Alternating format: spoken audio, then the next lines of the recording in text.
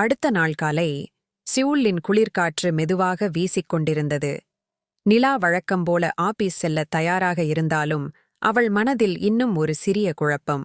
நேற்று சந்தித்த அந்த அந்நியன், அவன் சிரிப்பு, அவன் மென்மையான குரல், அவள் நினைவிலிருந்து போகவில்லை. ஒரு நாள் சந்தித்தவரை ஏன் இவ்வளவு நினைக்கிறேன் என்று அவள் தன்னையே கேட்டுக்கொண்டாள். ஆபீஸில் நுழைந்தவுடனே மீட்டிங் ரூமுக்கு அழைப்பு வந்தது.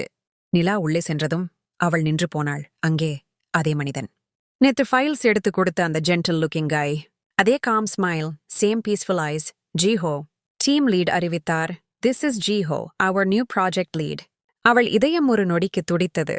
நிலா அவனை பார்த்தாள். அவன் திரும்பி ஒரு மெதுவான சிரிப்பு கொடுத்தான். அது எஸ்டர்டேஸ் மோமெண்டை நினைவூட்டும் அழகான ஸ்பார்க் போல.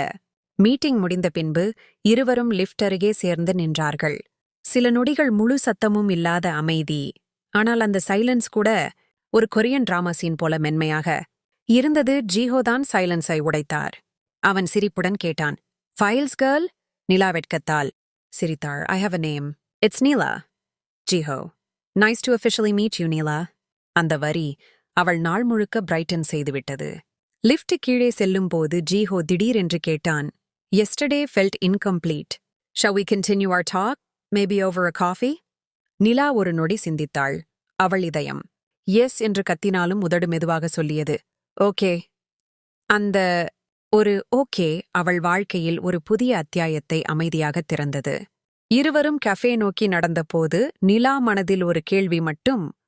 இந்த மனிதனை மீண்டும் சந்திக்க வைத்தது கோ இன்சிடென்ஸா இல்ல டெஸ்டினியா? அவள் அறியவில்லை.